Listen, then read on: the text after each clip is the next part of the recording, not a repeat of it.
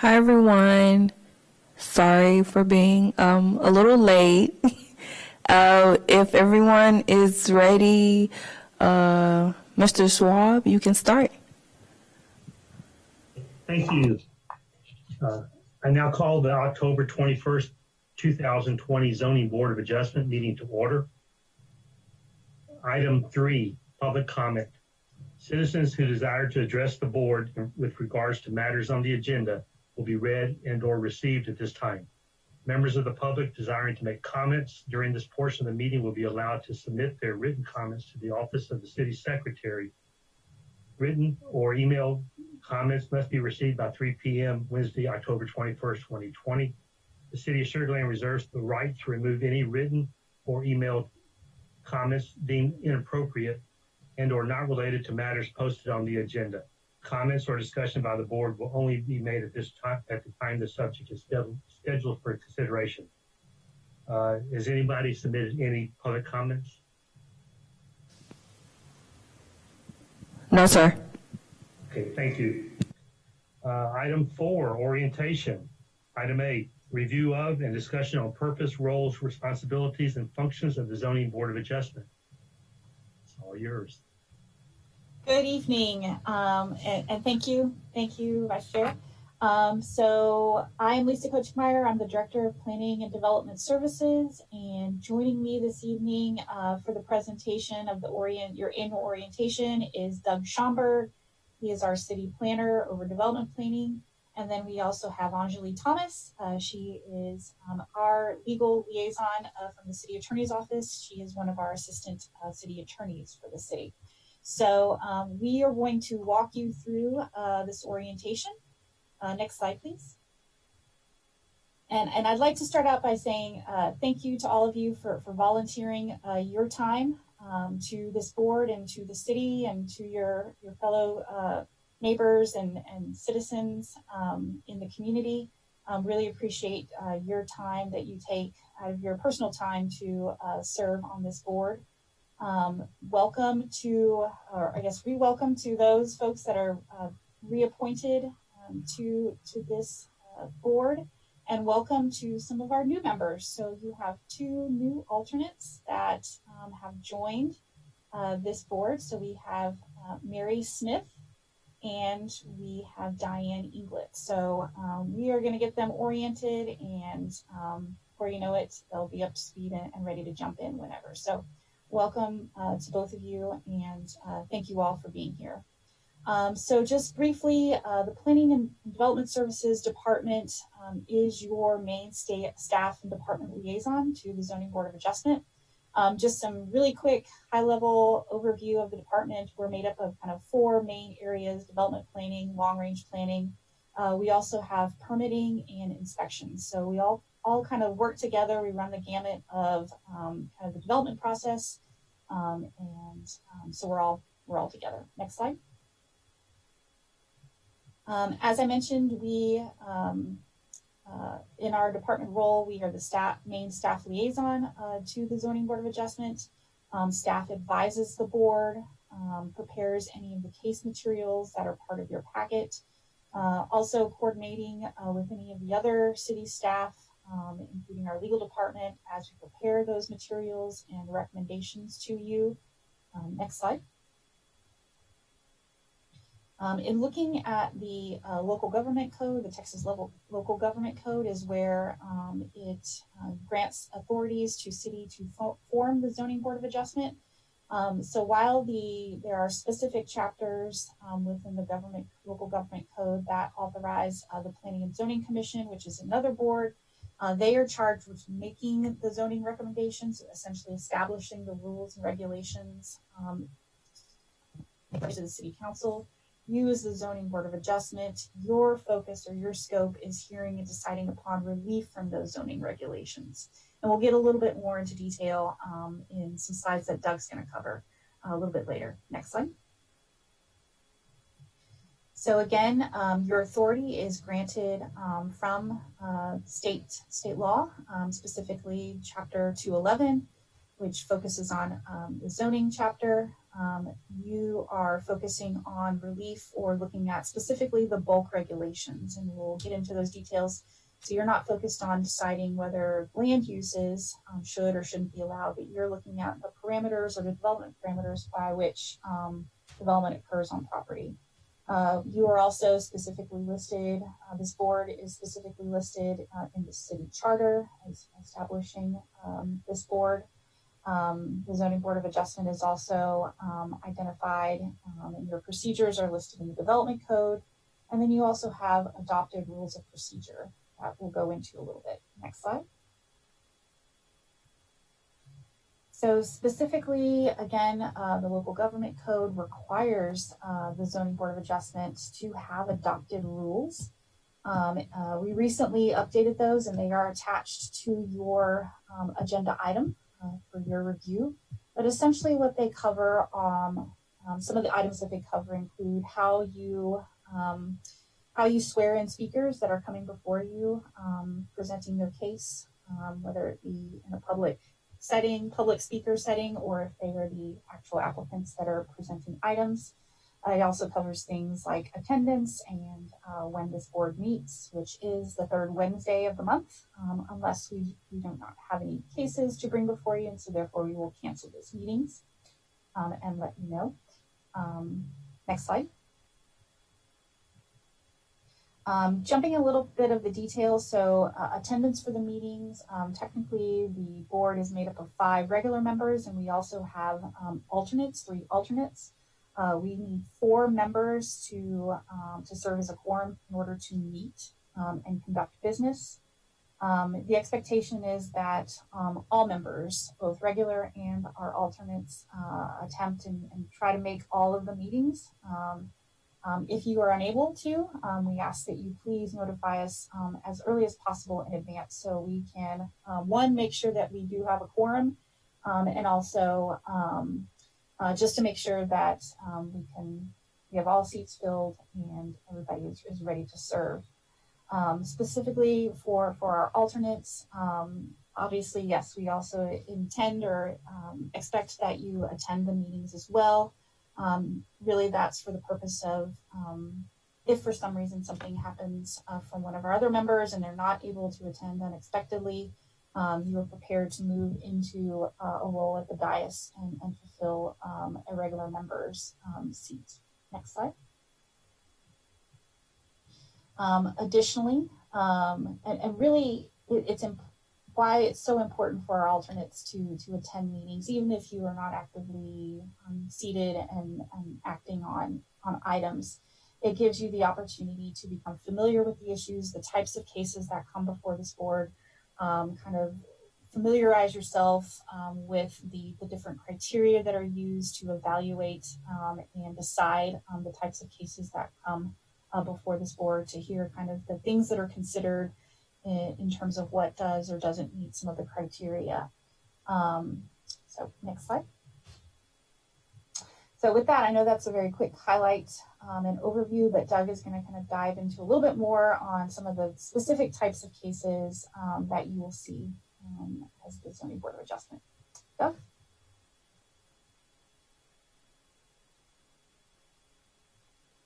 Let's get unmuted here. Thanks, Lisa. Mr. Chairman, members of the board, this evening we're going to go into a little more detail on the types of cases that you'll deal with, and we're really talking about 3 different types of things.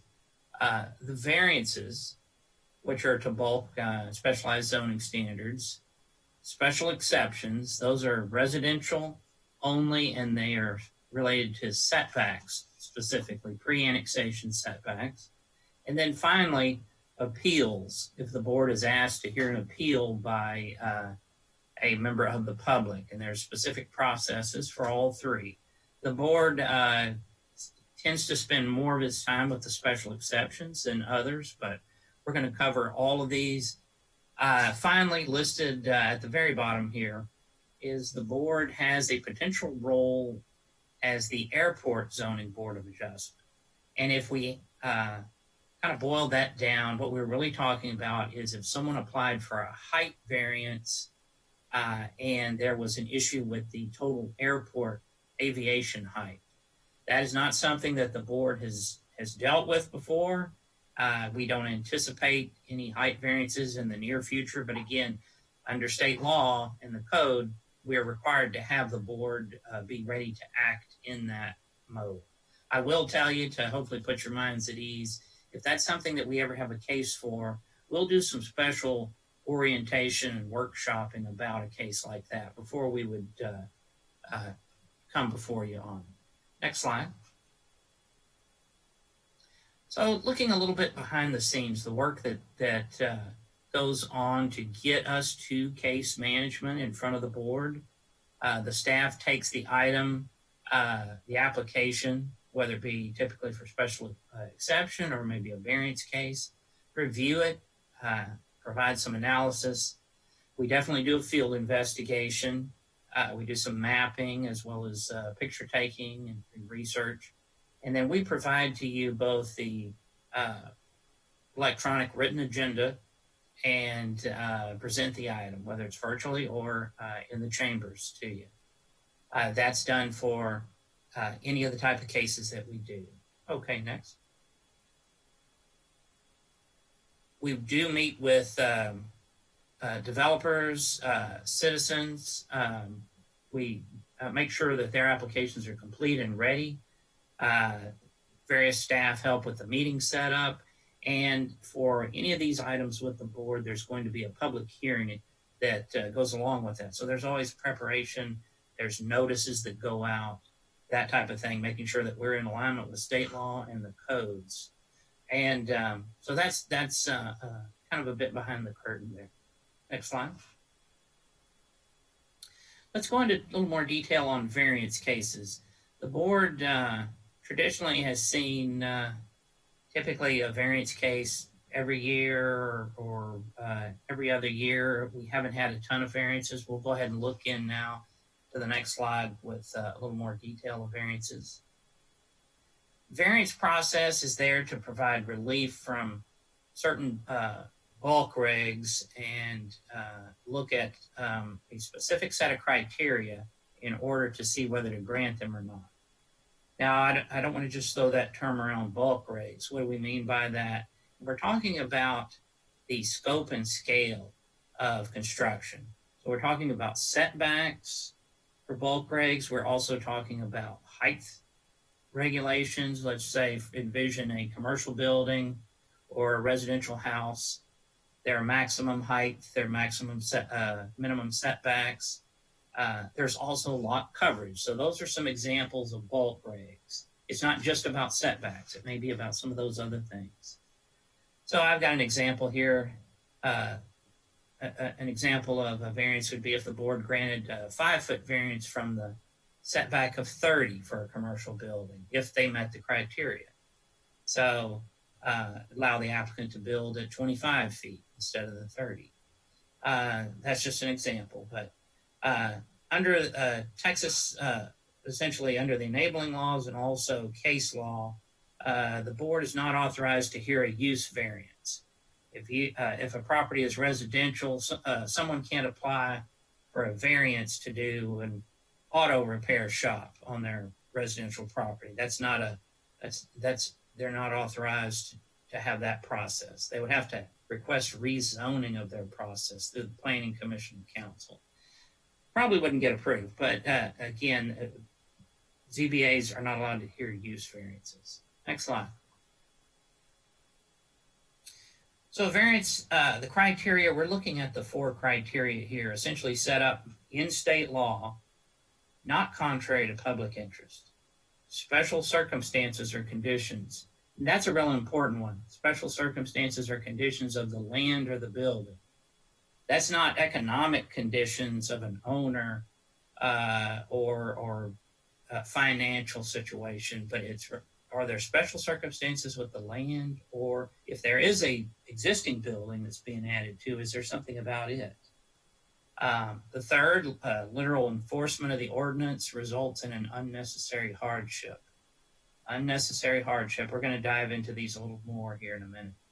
And then finally, is the spirit of the ordinance that set up the regulation, is it still being observed? Is there substantial justice done? Sounds kind of wordy, but we're going to go into it a little bit, examples of each. So we'll go to the next slide. That first criteria, not contrary to the public interest. Again, that's something that staff can help with. We don't make recommendations of approval for variances, but we do point out issues or point out information that we think is helpful in your deliberation of it. Public safety issues, usually it's rare if they're not asking for a very small setback. What's the area like? What are other setbacks? Are there public comments or concerns? Do we have any feedback from the public through that public hearing process, notices or letters? It is somewhat subjective, but that's a little bit deeper look at that. Let's go to the next slide.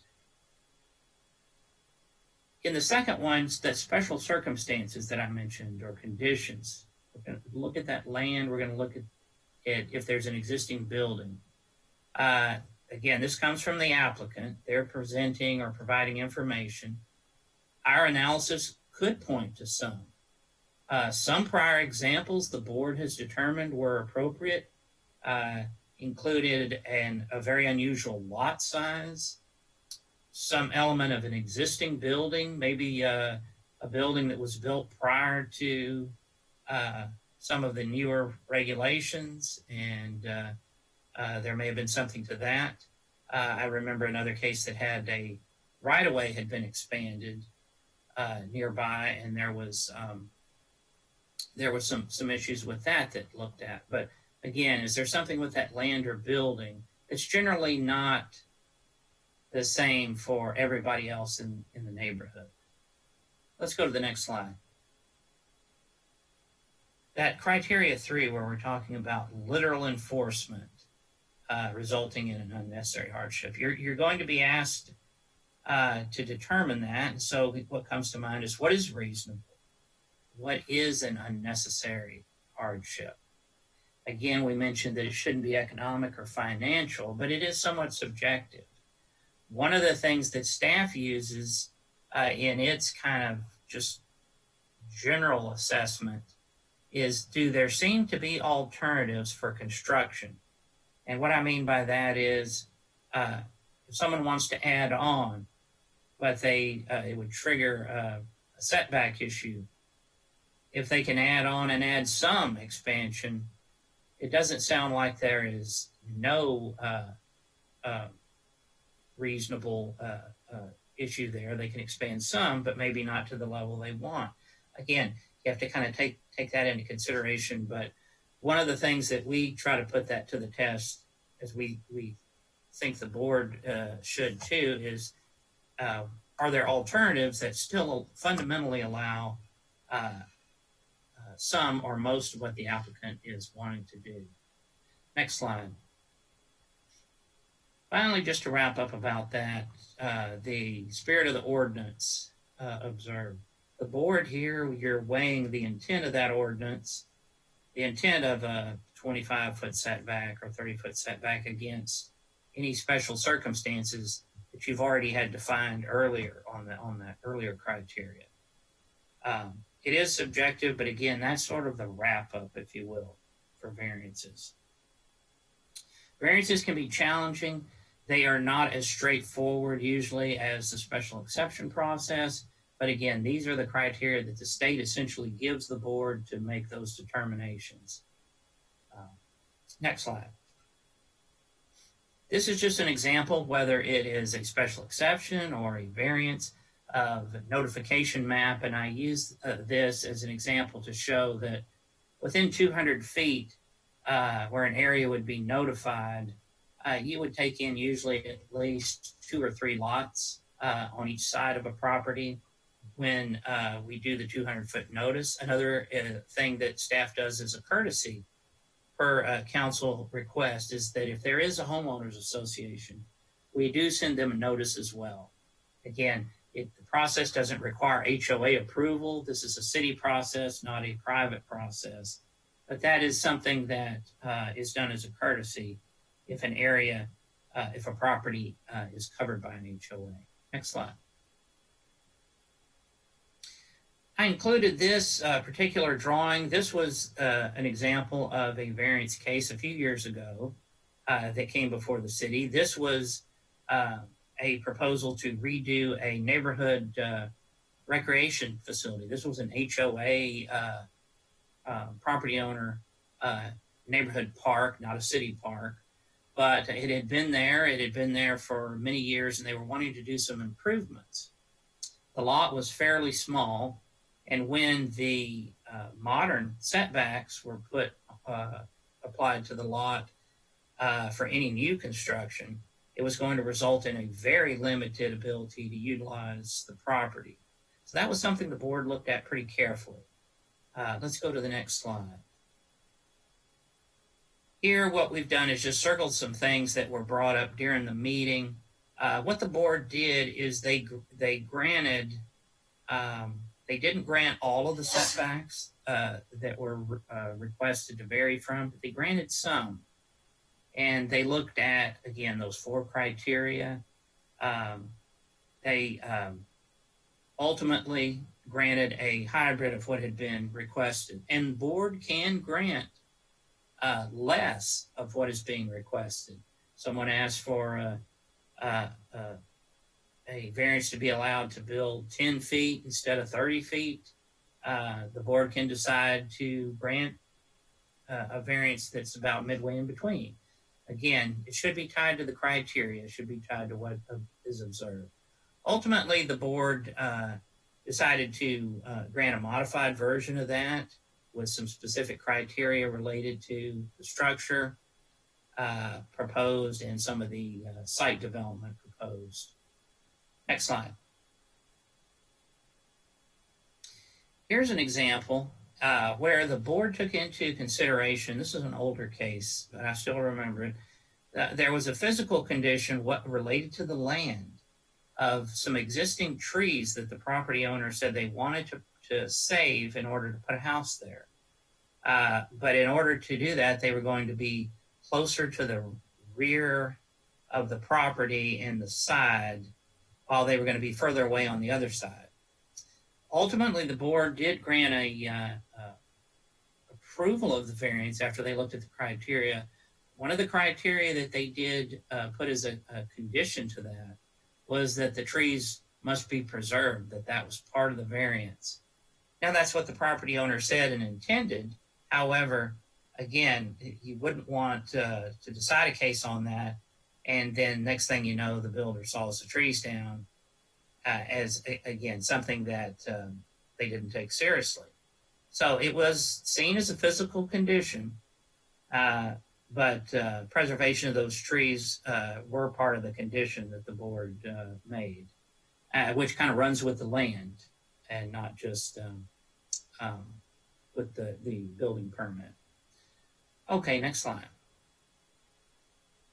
We mentioned a few conditions. Again, a variance is not required to have conditions, but you are trying to meet the criteria to assess that. If they have a site plan, you may decide that it's appropriate to include that in the variance approval, or if there are special conditions that need to be looked at, those can all be attached to the approval. Next slide. This is just going into a little more detail on that. But like I said, past condition had been some tree protection or some additional screening if something was, a setback was granted that was smaller, but the board determined that some additional screening was needed to be closer. We already mentioned that the board can grant less than what's requested. You couldn't grant more than what was requested without a new public hearing. So it has to be not more, but it can be less. Next slide. Now that we've gotten into detail on variances, we're going to go ahead and move to special exceptions. Next slide. So the board tends to see special exceptions more, and part of the reason is how sugar land has grown over time. Texas statutes allow special exceptions as a tool from zoning relief. Council authorized the process that we currently have to replace variances for residential lots. Again, we're talking about residential only, not commercial. The lots were platted prior to being in the city of Sugar Land. And essentially, a lot of the areas of Sugar Land, and a number of y'all are aware of this, but were annexed in already, not only platted, but in some cases built out.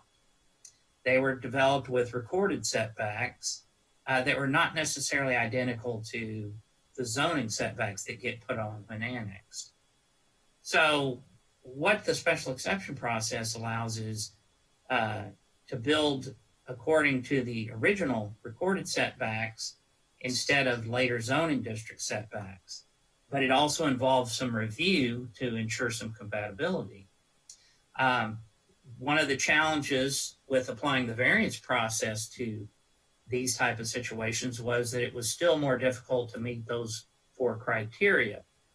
This was looked at as a different way and some specific setup to be able to deal with these with some more specialized criteria. Next slide. So 4 criteria here. There's 3 of these that are already essentially decided upon before they come to you. Was the property platted prior to annexation or prior to being in the city limits? In some cases, the city incorporation. We have a few lots up in the north that were platted before the city existed in 1959. So those can be applied for too. Are the recorded restrictions less than the zoning? Yes, that's pretty straightforward. But the caveat is the board is not going to be able to grant a less restrictive decision than the recorded restrictions. In other words, if your plat or your other recorded restrictions require 10 feet at a minimum, the board can't grant someone to build 9 feet. You can grant the zoning, but you're not going to grant something that's less than the recorded restrictions. It's either or. Build to the zoning or go through the special exception process and still have to meet recorded ones. Finally, this is the one that the board is really deciding upon, which is detrimental to the public welfare, or could this have an injury to the neighborhood, detrimental effect? That's really more about compatibility. We have a public hearing process where applicants go through it, and the compatibility here is, does this seem in character with the neighborhood? Which is the fundamental thing of, I want to be able to build like my neighbor built their house before annexation. Okay, that's looked at. Let's go to the next slide. We'll go through these fairly quickly here, but just to kind of done. The criteria 1, again, must have some type of recorded restrictions, either on the plat or the recorded covenants, conditions, and restrictions. If the plat was just a square lot and it didn't have any setbacks and there were no deed restrictions, we're not going to be able to grant a special exception. There must be some type of recorded restrictions available. Applicant provides that to staff. We verify that. That's not a subjective thing the board has to determine. Let's go to the next slide. Criteria 2 here, what we're really talking about is, again, just confirming that the zoning is more restrictive than the covenants and restrictions. Next slide.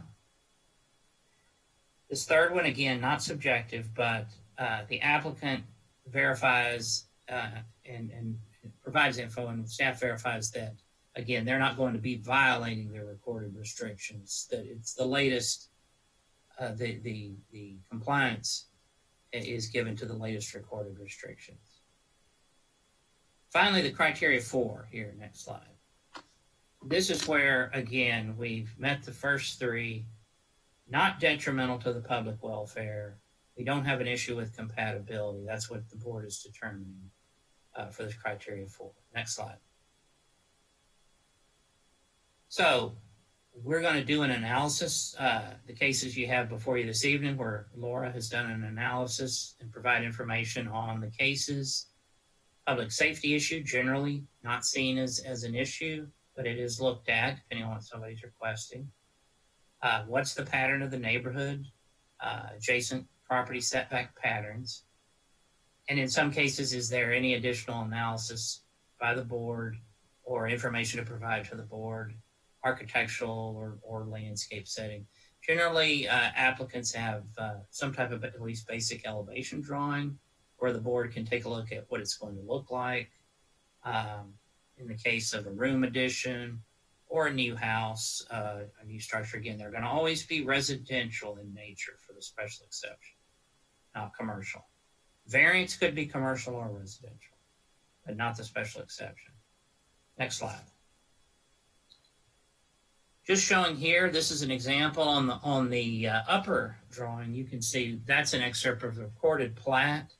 It's got building lines, it's got some parameters, and then we have on the bottom corner, we have where we've laid the setbacks of the zoning, and as we can see, that's something where some of the houses wouldn't meet. That was an annexed neighborhood that was built not within the city, built just to deed restrictions and the plat. So again, it's an example of some tools we use to look at that. Next slide. So you've got several decisions that you're, decision options, I should say. We've confirmed the first three criteria, and then you're looking at approval. If you determine approval, not detrimental. Next slide. Denial, which is rare for special exceptions because there's usually not a issue with the compatibility. We'll point out if we see one, but again, that is an option if the board found that something was detrimental, didn't meet that criteria. Next slide. Or approval with conditions. And we'll go ahead and move to the next slide to go ahead and show you what that might consist of. Possible conditions. The most common one is the one at the bottom, actually, the site plan and an elevation drawing to include that. That way the board has seen what they voted on tied to that decision. The applicant then would need to use those approved drawings when they apply for the permit to build. There could be other reasonable conditions. There could be a cap on square footage if something was fairly large. The board felt that maybe they met the criteria for the setbacks, but they wanted to look at some special condition. There is also, just like we mentioned with the variance, you can grant less than what the applicant is requesting. They could have requested it to be 10 feet less, and you grant 7 foot less, depending on what you see with the criteria. Generally, that would be if you're trying to essentially match something with compatibility. Again, the most common is the site plan and elevations that the board has typically put forward. But again, there could be special situations where the board looks at others. There could be a situation where we suggest some additional conditions for some reason. Next slide. Just showing here, just an example site plan. And again, this is typical of site plan information in your packet when you have cases. An existing structure does not comply with the rear setback. You've got a proposed patio cover addition, an area where they are meeting recorded setbacks, but they wouldn't meet the zoning. This is, again, going into detail of what's on the lot, those kind of materials provided by the applicant. Next slide. Other areas of board review, we mentioned appeals at the beginning. Staff is certainly not excited to receive any appeals. Would not be a secret. But again, that process is there in Texas with the ZBA so that a property owner does have a relief outlet for whether a city staff member, the code talks about administrative officer, the state language, is correctly interpreting or carrying out a city regulation. So that is fairly wordy, but what might we mean on that? This is there to prevent someone misinterpreting, a staff member potentially misinterpreting or carrying out their own version of city regulation. So it is a relief valve, just like the other two types of elements.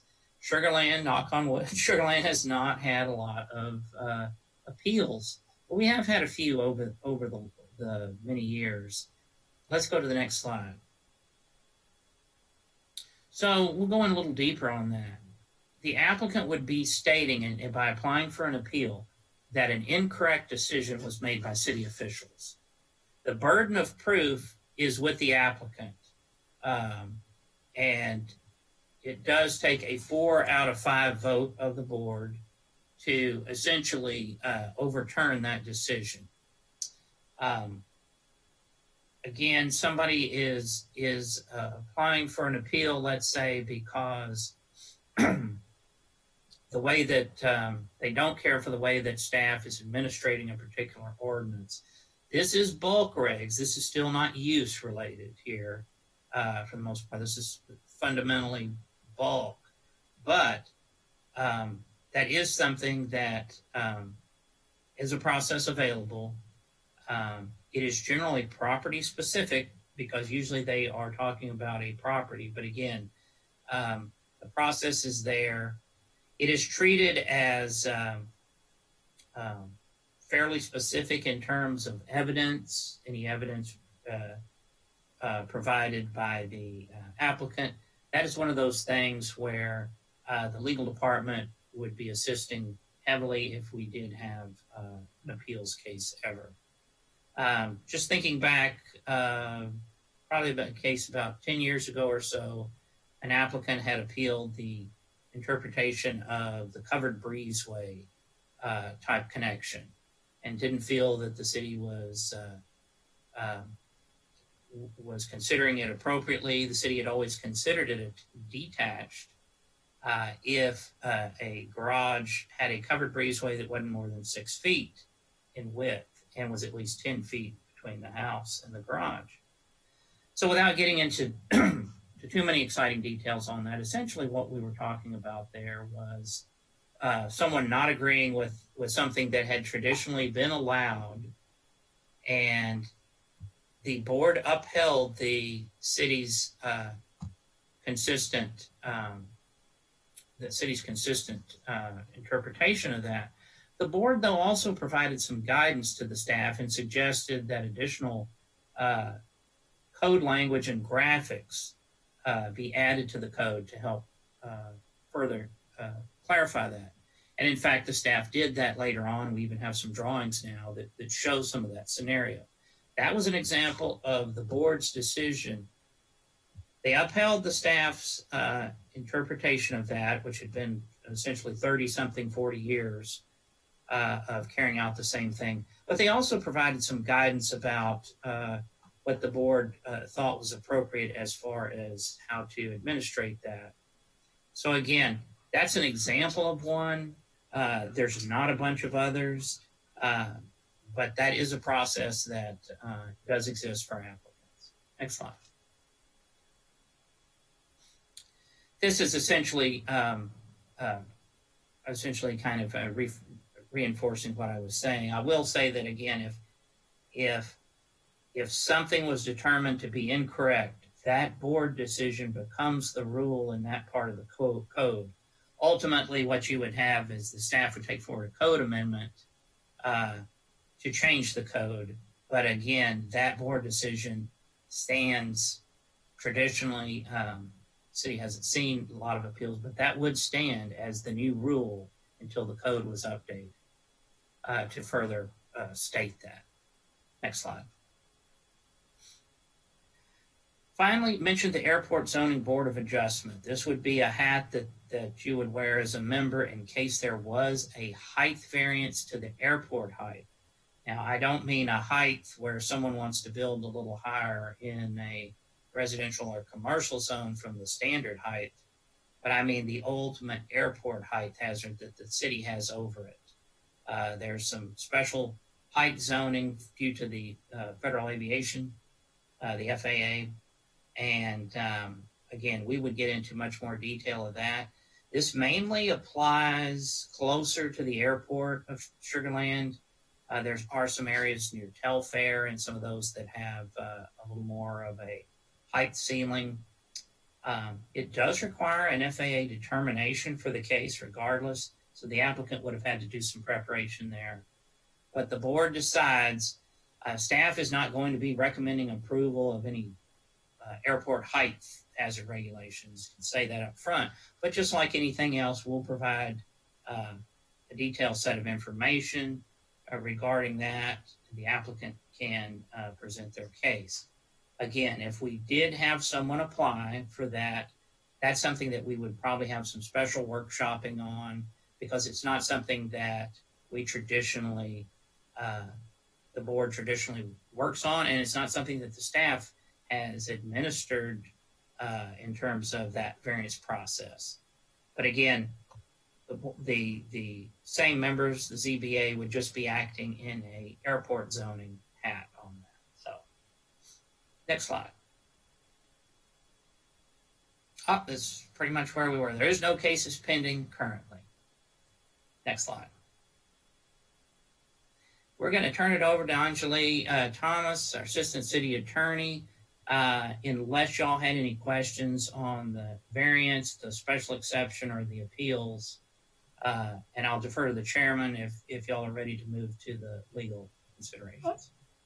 Thank you, Doug. I did have one question that just came to mind on the appeal process. Yes, sir. I've kind of always thought that it would be an appeal from a homeowner who was denied a permit for something because, something they thought it was misinterpreted. But what if the city issued a permit for construction and a neighbor says, oh, they shouldn't have been issued that permit? Would the neighbor have a right to appeal to the city or to us? I follow you. Well, I tell you what, there may be a different process there, so I don't want to say this is the main one necessarily, because there could be some type of complaint to code enforcement about whether something is being built right or not. I can tell you that just real upfront and frank that we would definitely need to meet further with legal on something like that before we would be able to tell you whether we would bring a case forward on something to that effect. I will say that we have had a few instances where, and over many years here, not recent, where if somebody either was building without a permit, every now and then somebody's building onto like a patio cover or something, and they weren't following that, they've had to recorrect that when a homeowner association or someone's brought it to the city's attention. Usually it's not a permit issued in error. Usually it's lack of getting a permit at all. Okay. And again, it usually is somebody building onto like not a whole house itself, but some construction. Often we find that they also didn't check with homeowner association either. So it's kind of what do you mean I have a homeowner association? What do you mean I have to get a permit with the city? But in the scenario you brought up, we'd have to do some consulting there to give you kind of further. I will say this is not related to if someone was to appeal y'all's decision. That would be the district court. Any cases that y'all decide, they don't go to council. If someone is dissatisfied with a decision on a special exception or an appeal or a variance, their appeal process is essentially to district court. But in this case, yes, someone appealing our interpretation versus probably some existing construction that the city approved, probably two different things there. Okay, thank you, Doug. Does anybody else have any questions from the board for Doug? Okay. Well, we're going to turn it over to Anjali on this next then. Good evening, everyone. So in this last portion of the orientation, I'll be going over the laws governing ZBA procedures, specifically the state laws contained in the Open Meetings Act. The Open Meetings Act is set forth in Chapter 551 of the Texas Government Code, and it was enacted basically to promote transparency, accountability, and responsible decision-making by the governmental body. And it does that by requiring the governmental decision-making process to be open to the public. Next slide. The Act sets forth certain basic requirements. For one, we are required to post written notice of a meeting 72 hours in advance. And the notice has to give the date, hour, place, and subject matter of the meeting. The Act also requires that any formal decisions happen in a meeting open to the public. Next slide. During a posted ZBA meeting, a member cannot discuss any item that hasn't been posted on the agenda for discussion. Now, the member or staff can give factual information or a policy statement in response to an inquiry, but it's important to avoid any back and forth about an issue that hasn't been posted. Next slide. So, what constitutes an actual meeting under the Act? Well, a meeting occurs when a quorum of the board gathers and public business or an issue within the board's jurisdiction is deliberated upon. The Act defines a quorum as a majority of a governmental body unless defined differently by applicable law or rule. And our city code provides that 4 members of ZBA constitutes a quorum for the transaction of business. And once you have a quorum and public business is being discussed, it's a meeting and it must be open to the public. Next slide. There is an exception to the requirement that discussion be part of an open meeting, and that's where the board wishes to receive legal advice from its attorney.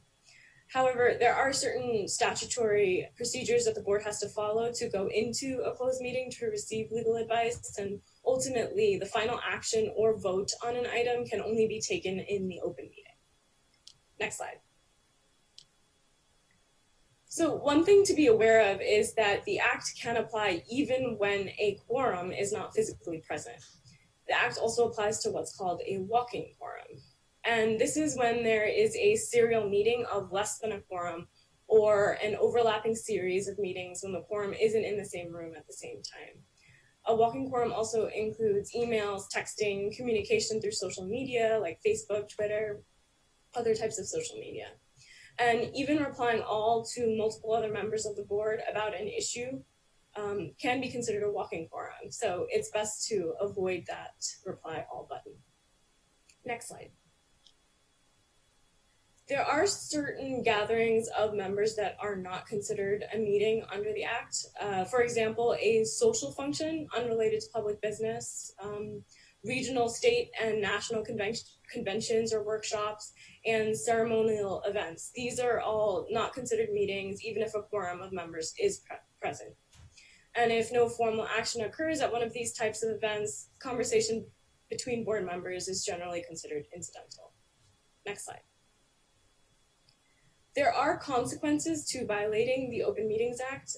For one, if there's action taken for a meeting that was not posted, the action is voidable through a civil lawsuit brought by an interested person. Next slide. There can also be criminal consequences for violating the Act. One situation is if a member calls for or participates in an unlawful closed meeting, meaning a meeting without the public, that member is going to be subject to criminal penalties. Another situation is if a member participates in a prohibited series of communications, like the walking quorum that we discussed earlier. That member can also be subject to criminal penalties. So, for example, say 2 members communicate about an issue before the board. You think 2 members, that's not a quorum, right? But if one of those 2 members then separately speaks about that issue with other members, ultimately, a quorum of members may have deliberated about that issue.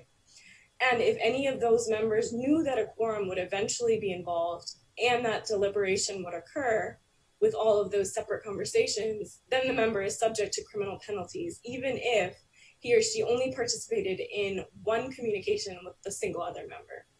And the idea behind this is simply that if the members are communicating in less than a quorum to intentionally or knowingly circumvent the act, criminal penalties can be imposed. Next slide.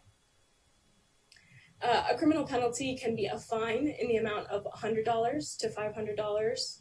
It could be 1 to 6 months in jail, or it could be both a fine and jail time. Next slide. So some best practices to follow.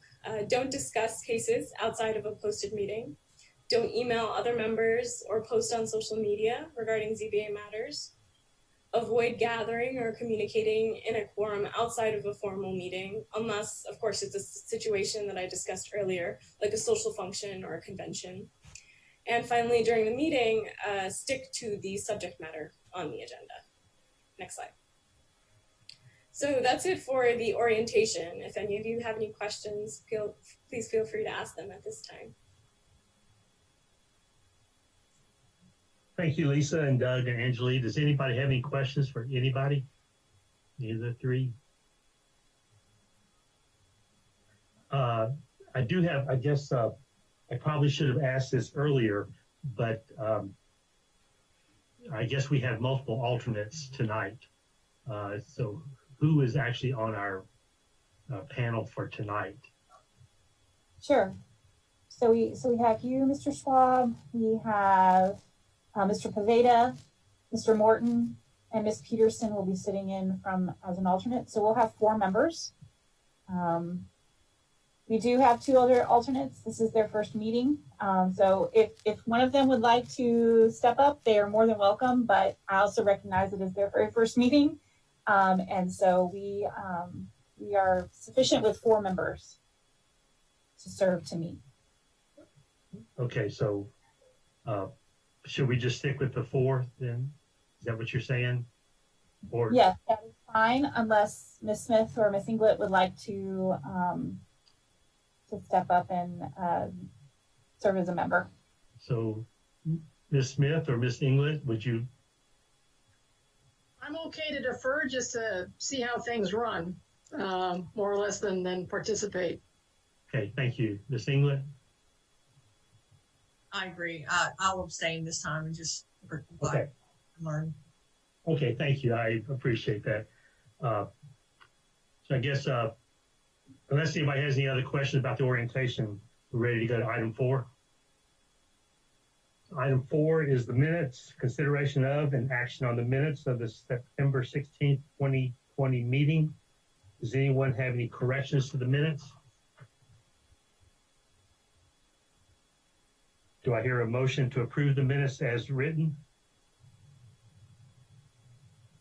I move we approve the minutes as written. Do I hear a second? Dan, I see you. I second. Okay, thank you, Josh.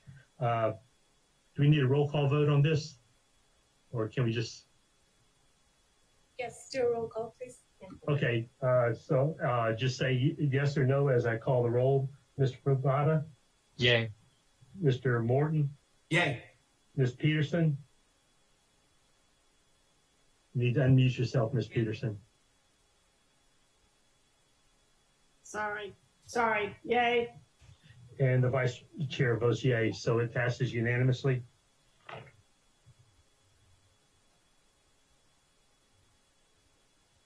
I guess that was actually item 5, wasn't it? Item 6, public hearing.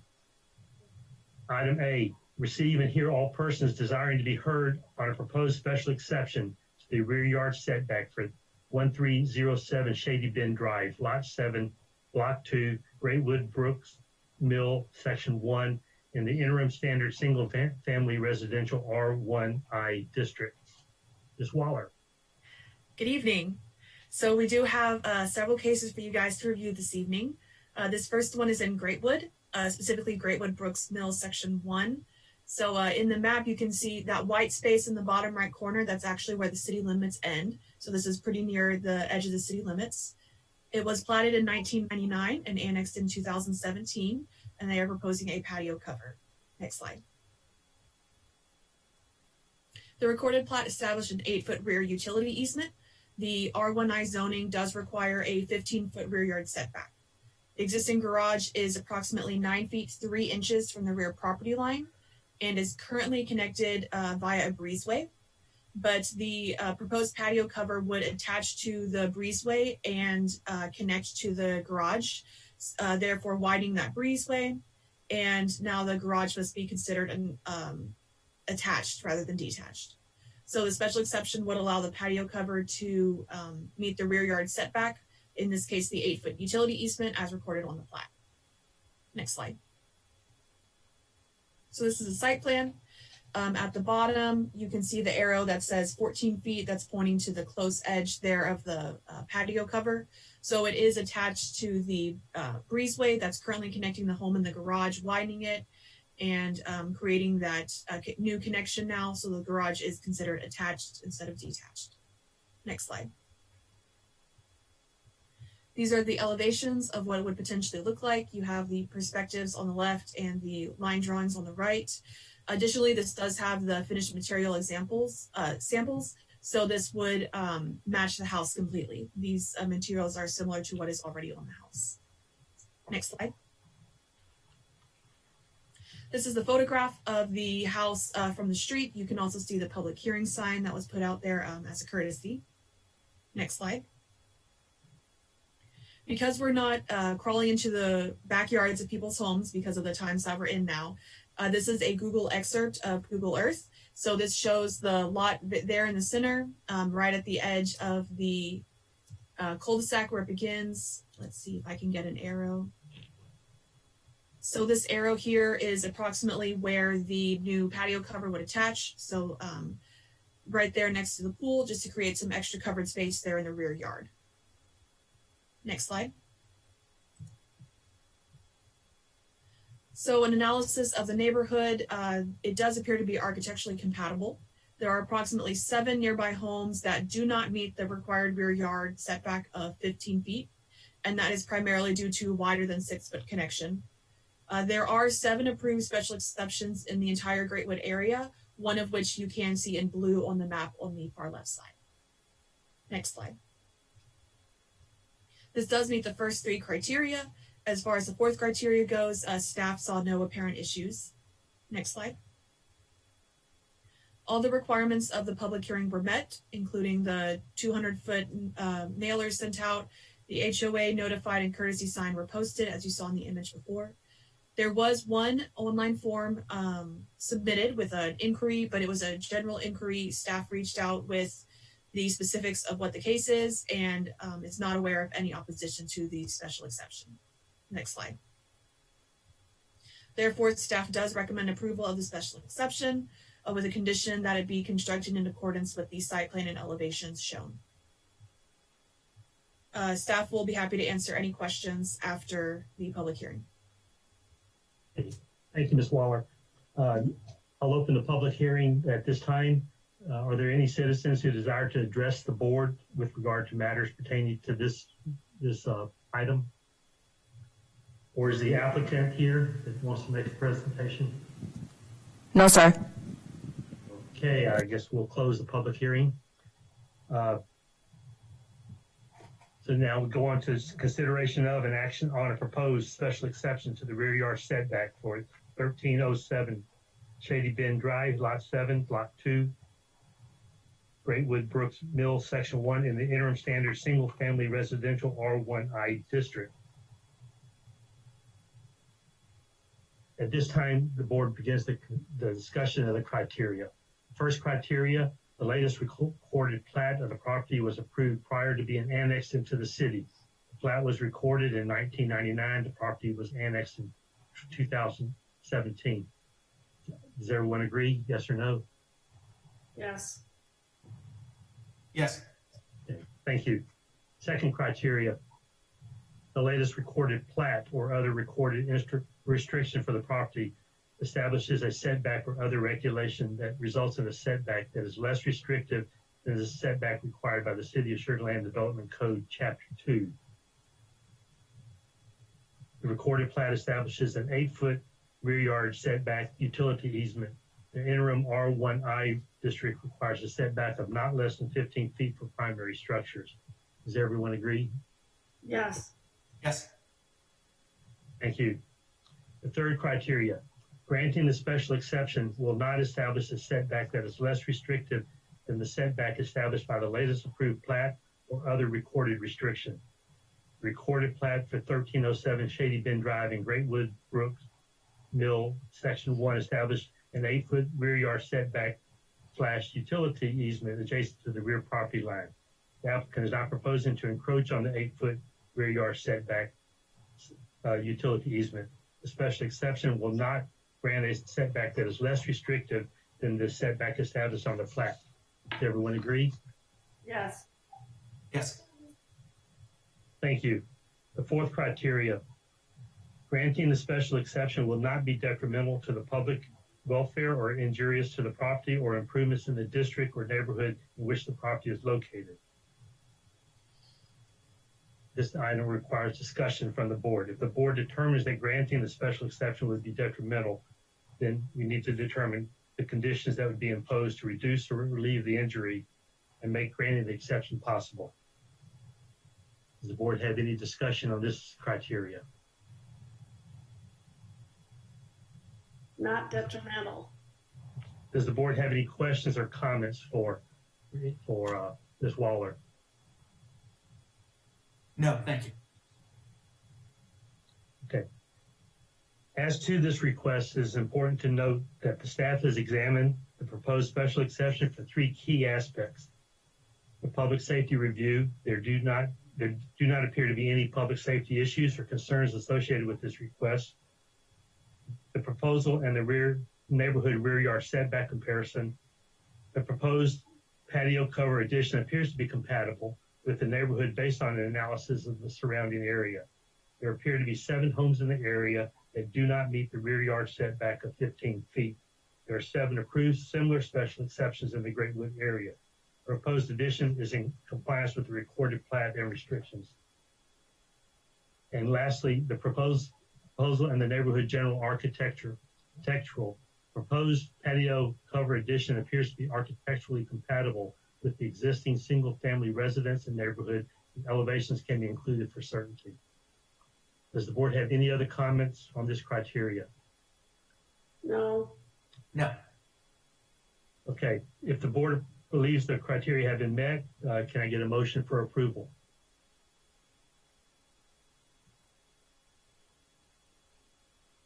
I move that we approve the requested setback variance. Is that right? I don't have it in front of me, so.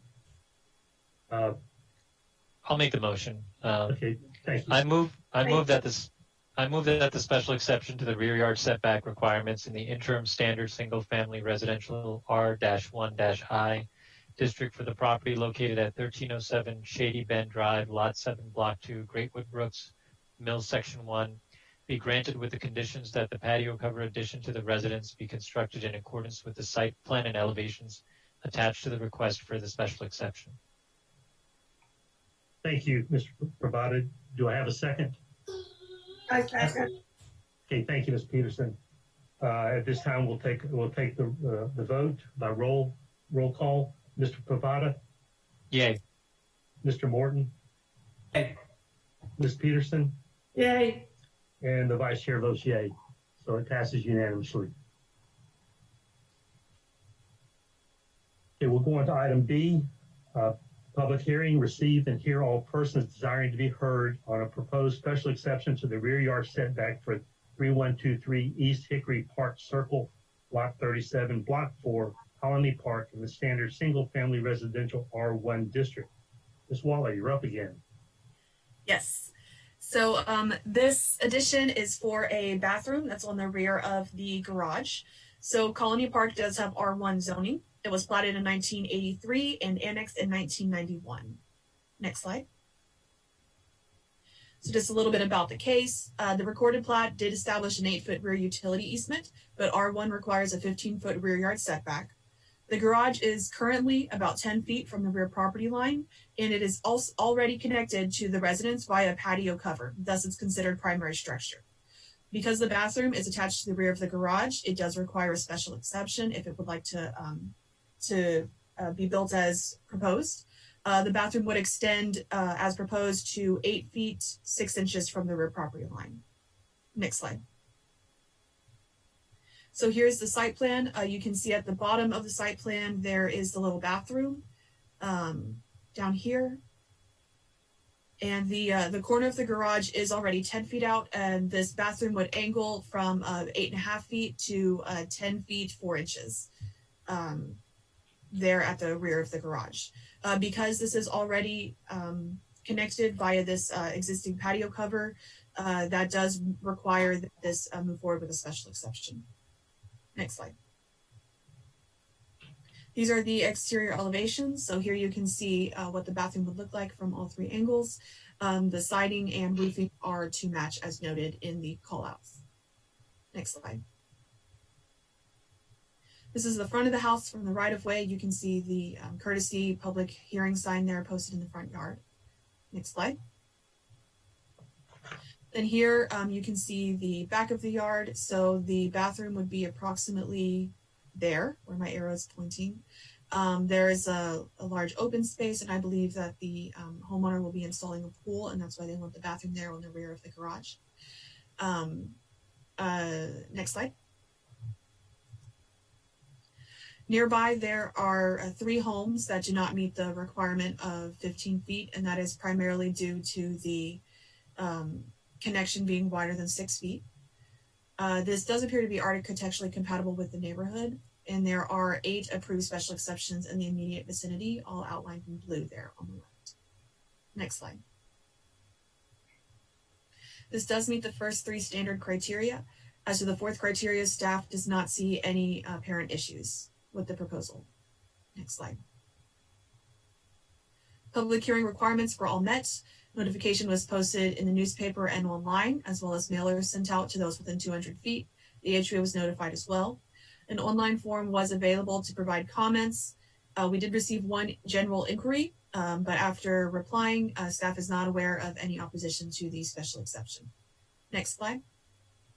Therefore, staff does recommend approval of the special exception with the condition that the bathroom be constructed in accordance with the site plan and elevations shown here in the presentation. Staff would be happy to answer any questions after the public hearing. We do have the property owner on the line to answer any questions, or if you would like to speak, you can do so during the public hearing, Mr. Herbst. Okay, thank you, Ms. Waller. We'll now open the public hearing. Does the homeowner want to make any comments? Hey, good evening, sir. As ladies and gentlemen of the board, as Ms. Waller mentioned, this is the last piece. If you are going to make any comments, I do need to swear you in. Okay, so do you solemnly swear or affirm to tell the truth in these proceedings under the penalty of perjury? I do so swear. And could you state your name and address for the secretary? My name is Carl Herbst. Address is 3123 East Hickory Park Circle, Sugar Land, Texas 77479. Okay. Thank you. Now you can go ahead and make your comments. Yes, sir. Thank you, Mr. Chairman, members of the board. As Ms. Waller stated, this is the last piece of a major backyard improvement around installing a pool to support my children's competitive swimming activities, and I would very much appreciate your positive endorsement of this permit. Okay. Thank you. Is there anyone else that wishes to make to address the board during this during the public hearing? Seeing nobody else, we'll close the public hearing. And we'll go into the consideration of an action on a proposed special exception to the rear yard setback for 3123 East Hickory Park Circle, Block 37, Block 4, Colony Park, in standard single-family residential R1 district. At this time, we'll begin discussion of the 4 criteria. First criteria, the latest recorded plat of the property was approved prior to being annexed into the city. The plat was recorded in 1983. Property was annexed in 1991. Does everyone agree? Yes. Yes. Thank you. The second criteria, the latest recorded plat or other recorded restriction for the property establishes the setback or other regulation that results in a setback that is less restrictive than the setback required by the City of Sugar Land Development Code, Chapter 2. The recorded plat establishes an 8-foot rear yard setback utility easement. The R1 district requires a 15-foot rear yard setback. Does everyone agree? Yes. Yes. Thank you. The third criteria, granting the special exception will not establish a setback that is less restrictive than the setback established by the latest approved plat or other recorded restriction. The recorded plat for 3123 East Hickory Park Circle Colony Park established an 8-foot rear yard setback utility easement adjacent to the rear property line. The applicant is not proposing to encroach on the utility easement. The special exception will not grant a setback that is less restricted than the setback established in the plat or other recorded restrictions. Does everyone agree? Yes. Yes. Thank you. The fourth criteria, granting the special exception will not be detrimental to the public welfare or injurious to the property or improvements in the district or neighborhood in which the property is located. Okay, this item does require discussion on the board. If the board determines that granting a special exception would be detrimental, we need to determine if conditions could be imposed to reduce or relieve the injury and make granting this exceptions possible. Does the board have any questions or comments? No questions or comments. No. I do have a question for Ms. Waller, I think, and it's just more curious, I think. Since the garage is already considered part of the primary structure, and since it is already within the 15-foot setback, if he built that bathroom anywhere on that garage, we'd have to approve a special exception. Correct. Okay, it doesn't matter that it's on the back, and if he built it on the front, we So, would still have to be well, approving the existing structure. Right. Well, if he built it on the front or the side, so long as it was 15 feet out away from the property line, it would be allowed to be built because it's not extending the nonconformity. So currently it's considered legal nonconforming, which means it's annexed as built, so it's allowed to stay. And so long as you're not increasing the nonconformity, you're allowed to add on. So the bathroom was 10 feet away from the property line, it would be allowed because that's where the garage currently is. Because it's extended further into the setback, it has to go through the special exception. Okay, the current garage is 10 foot, so he's coming into 8 feet 6 inches. Correct. So that part makes it, okay, got it. Thank you. Does anyone else have any questions for Ms. Waller or about this item? No. Okay, it is important, as to this request, it is important to note that the staff has examined the proposed special exception for 3 key aspects. A, the public safety review. There do not appear to be any public safety issues or concerns associated with this request. B, proposal and the neighborhood rear yard setback comparison. Proposed residential addition appears to be generally compatible with the existing single-family residence. There appear to be 3 homes in the area that do not meet the rear yard setback of 15 feet. There are 7 approved special exceptions in the overall area. The proposed addition is in compliance with the recorded plat and latest recorded restrictions. And lastly, the proposal and the neighborhood general architectural. The proposed residential addition appears to be generally architecturally compatible with the existing single-family residence and properties in the neighborhood, and the elevations can be included for certainty. Does the board have any other comments on this criteria? If the board believes that the criteria has been met, can I get a motion to approve?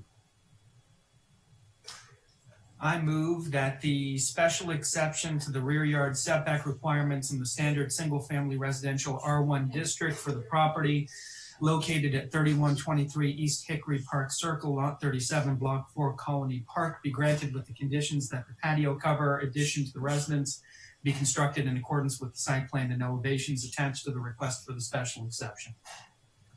Can we make that correction to that? It's really a bathroom, not a patio cover. Yes. Right? I amend my motion to read bathroom rather than patio cover. Pardon me. Okay. Does he need to repeat the whole condition, or is that good enough? It's clear for the record. Okay, thank you. Do I have a second? I second. Thank you. We'll do a roll call vote again. Mr. Bavada, Yay. Mr. Morton, Yay. Ms. Peterson, Yay. and the vice chair votes yay, so it passes unanimously.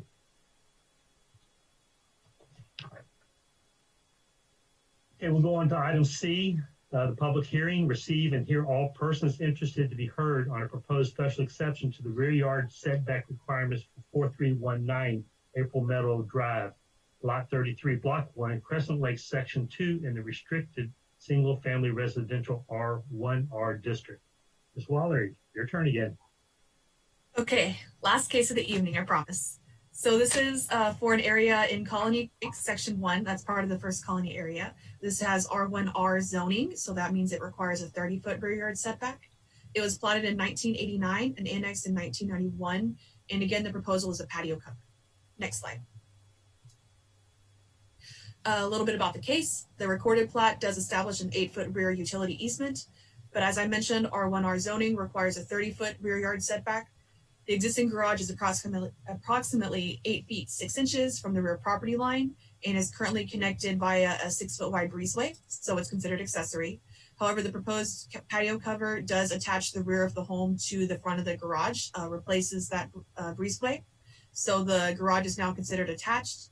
The special exception would allow that patio cover to meet their rear yard setback as recorded on the plat, rather than the zoning district. Next slide.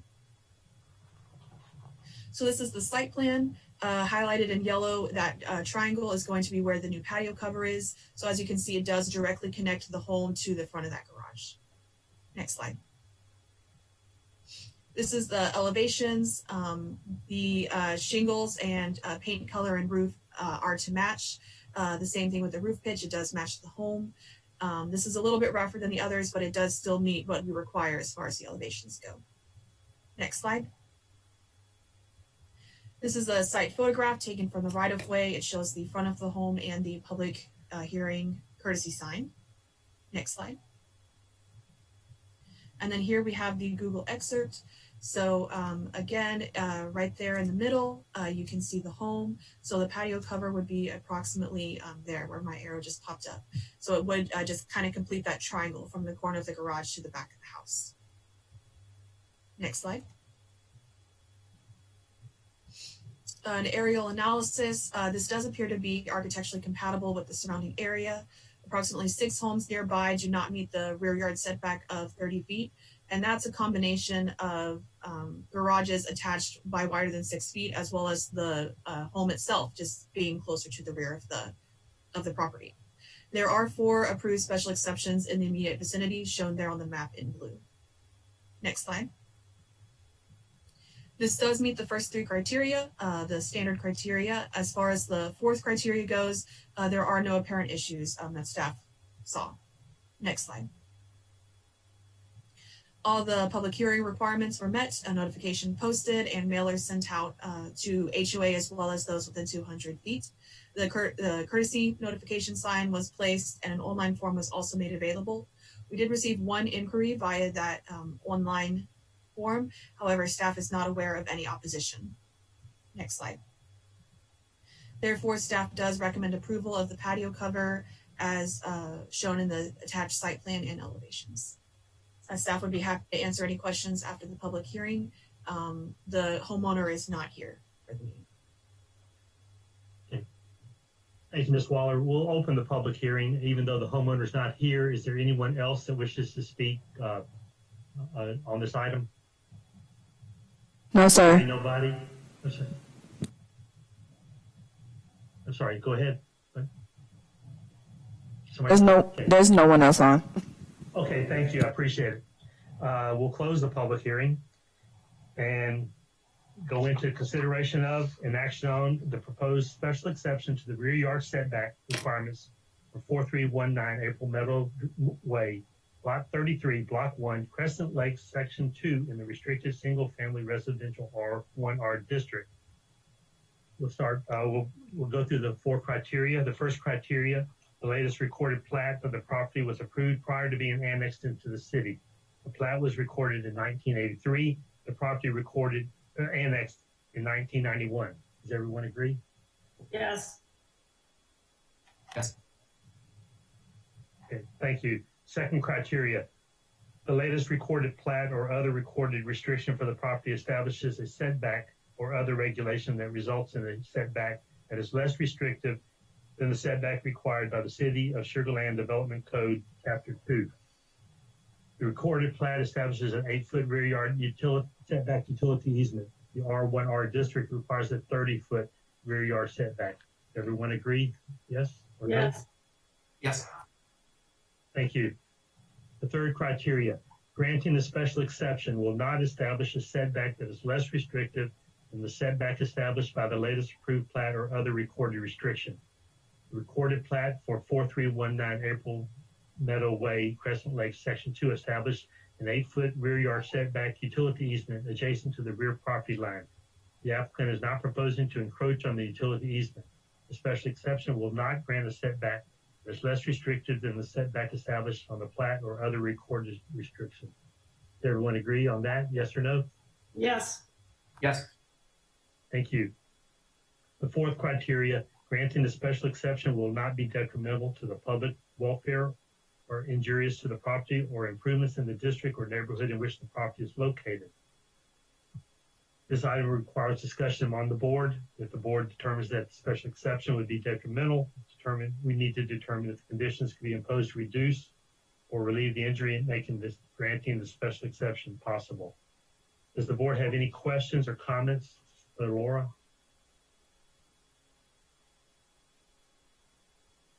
Hearing none. As to this request, it is important to note that the staff has examined the proposed special exception for 3 key aspects.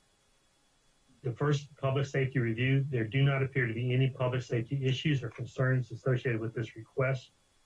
Secondly, the proposal and the neighborhood rear yard setback comparison. The proposed patio cover addition appears to be generally compatible with the existing single-family residence. There appear to be 6 homes in the area that do not meet the rear yard setback of 30 feet. There are 4 approved special exceptions in the overall area. The proposed addition is in compliance with the recorded plat and latest recorded restrictions.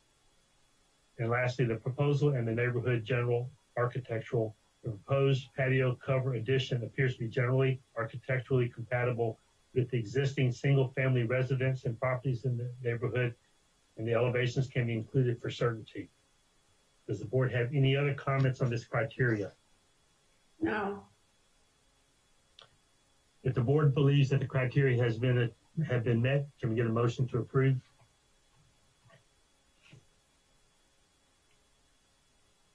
I move that the special exception to the rear yard setback requirements in the restricted single-family residential R1R district for the property located at 4319 April Meadow Way, Lot 33, Block 1, Crescent Lake, Section 2, be granted with the conditions that the patio cover addition to the residence be constructed in accordance with the site plan and elevations attached to the request for the special exception. Thank you, Mr. Warden. Do I have a second? I second. Thank you, Ms. Peterson. We'll do a roll call vote. Mr. Pavada? Yay. Mr. Morton? Yay. Ms. Peterson? Yay. And the vice chair votes yay, so it passes unanimously. The next item is do I have a motion to adjourn the meeting? I move we adjourn. Do I have a second? Second. All in favor say aye. Aye. Aye. Aye. Thank you all. Welcome to our new alternates, and see you next time. Everyone. Thank you.